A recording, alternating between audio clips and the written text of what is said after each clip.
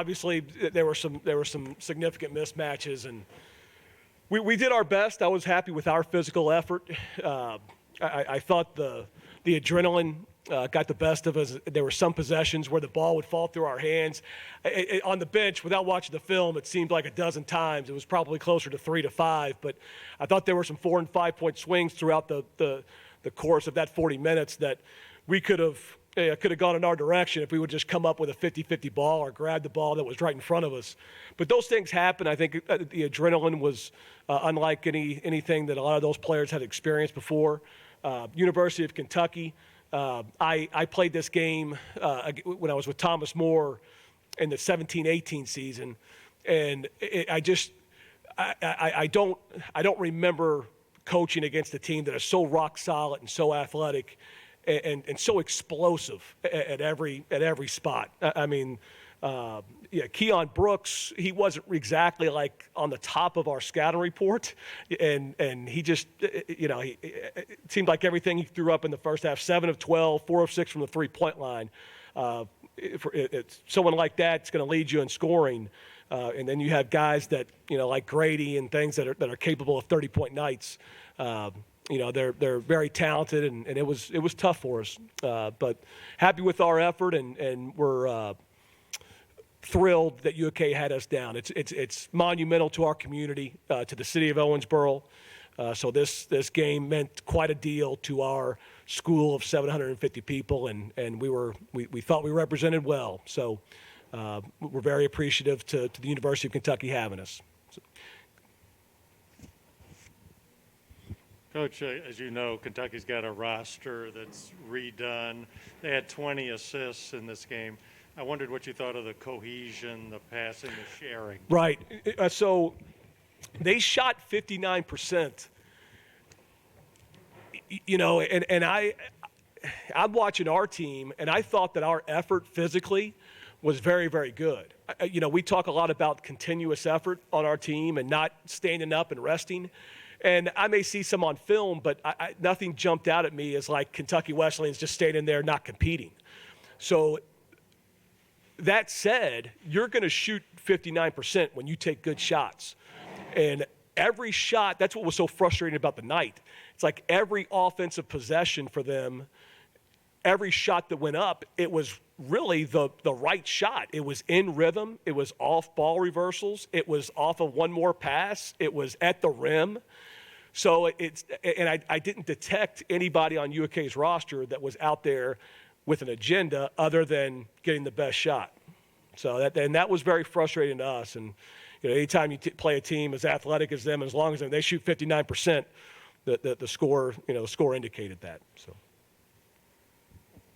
Coach, outside of it being a big deal for the school and for Owensboro, how does playing at Rupp Arena, playing against Kentucky, actually help your team going forward in the season?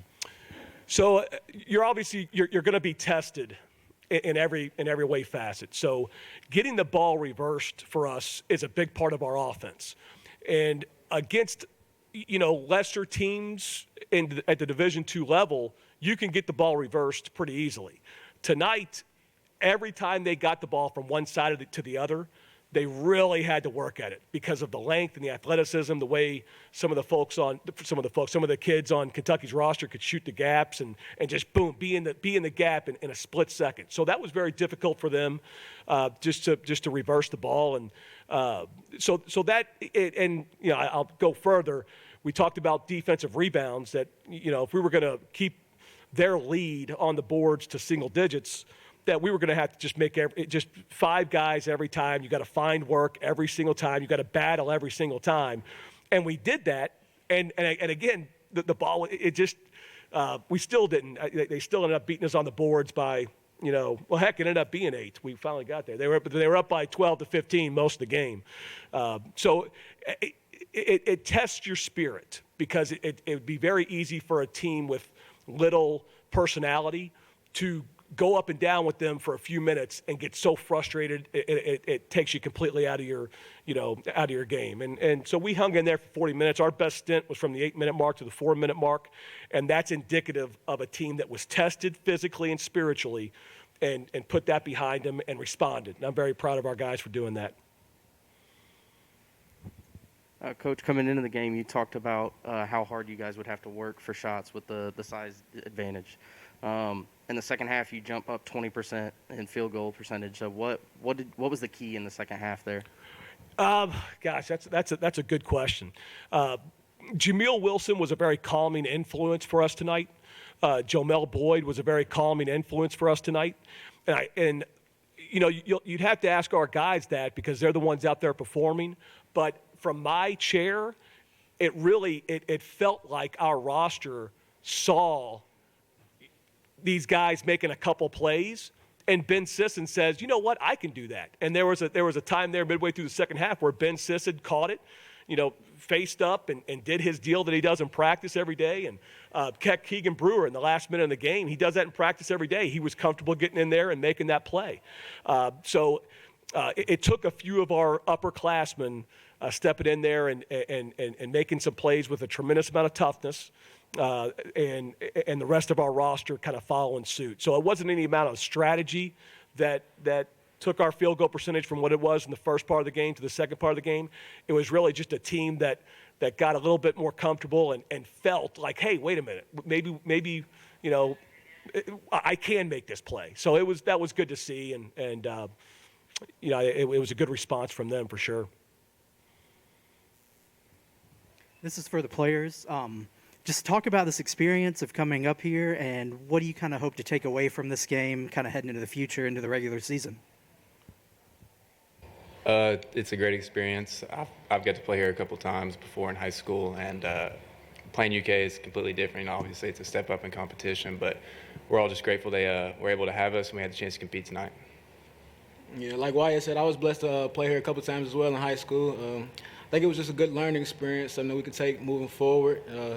Really just that we can compete with anybody. So now going back to our conference, it should give us a lot more confidence now.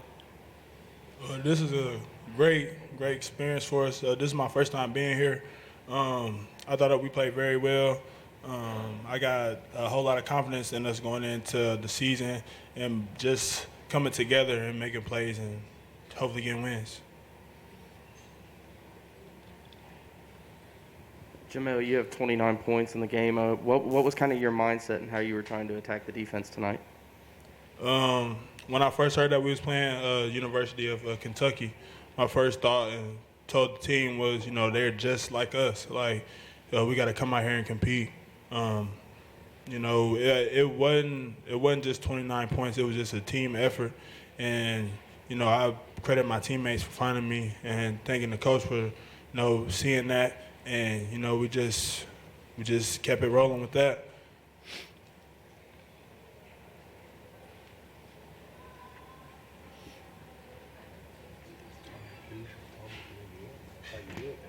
Coach, you said Keon Brooks wasn't exactly at the top of the scouting report. Who was? I say that with the most respect because I possibly can. The dude, he can flat play, but it's just so. I didn't mean to cut you off, but yeah. I wondered who was at the top of the scouting. Well, that's who was at the top of our scouting report. We were, Wheeler. How someone like that. I guess the first instinct is like they have the ability to shoot the ball with Washington and Grady. It's like those are two players that, how can you guard them other than just do the best you can? And they're going to score and they're going to make shots. And they might be at the rim. They're three-level players and they do all three levels perfectly. So you just got to do the best you can. So we talked quite a bit about that. We talked quite a bit about the interior presence there and what that was going to look like with the young man from West Virginia that it just looked like an absolute stud at points during the blue-white game that we watched. So really between some of the guys that can go, and they have multiple of them that can finish with 25 plus per game, and the defensive rebounding and their ability, like if we weren't going to have great offensive possessions, it was going to be a fun night for them in transition. So there were a couple individuals that we kept coming back to, but it was really just a general sense of what we needed to do to compete against Kentucky. And a lot of that surrounded defensive rebounding and transition and trying to key in on a few players that just, if you stand up, if you make a mistake, it's going to be 2 or 3 points. And we felt like Washington and Grady, from what we've read and seen, it's like, those. And then Wheeler, he's not, you're not worried about him making 6 threes a game in the game or anything like that. But there were so many bursts, like from our coaching staff. He would just hesitate and go, and it's like, gosh, he's just so tough and quick and crafty in the interior. So our guys did as best we could and got a few charges. We talked about that coming in. We were happy about our effort at a lot of different spots. But yeah. So anyway, Keon Brooks got lost, and sure, lo and behold, he had a great first half. When number 34 Sheboy went out, it seemed like Kentucky's interior defense was a lot easier to score against, a lot less formidable. Was that something intentional that you all were attacking? And how does that change the nature of the game when he's in there versus when he's not in there? I wouldn't say it was a general sense in our timeout, like he's out, let's attack them. But I think we had 2 very comfortable players in the interior with Ben Sisson and Melly that, they may have sensed that. You can maybe ask them. So our offense isn't really predicated on let's get this guy the ball. I rarely say that at timeouts, and I do that kind of intentionally because our offense is a lot of free motion and just I want them communicating amongst one another about what they like. So it did change the game. I think there was, a physical presence about him when he was in there, and it made each defensive rebound tougher. And now that you say that, I understand your question. When Boyd and Sisson were doing their things, it really wasn't against him. But nonetheless, it was great decision making with our offense just within us. But it wasn't like a deliberate coaching thing. Go at someone else. No. We'll do one more question. You're really the first coach to face a John Calipari team with so many old guys on it since he's been here. Based on what you've seen from them in the past and what you saw tonight, how was it? How did it show up that they had so many older veteran guys? You're talking about Kentucky Wesleyan or University of Kentucky? Right. Yeah. So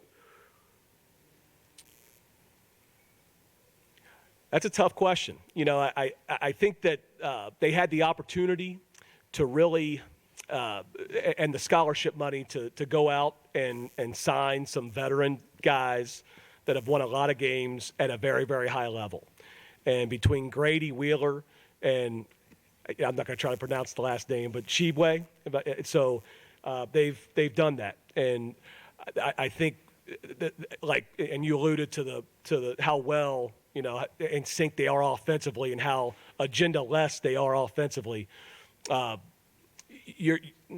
It's my belief that when you have experience and you have guys that have been there and done that before, it can make for a quicker assimilation. And I think they have the opportunity this year to do that. They look very, very polished. I thought they were enthusiastic out there. I thought that they represented themselves very well, just their general sense of their body language, and that's mature teams, older teams are going to be better at that stuff than younger teams. And we're looking forward to rooting them on as the season goes along.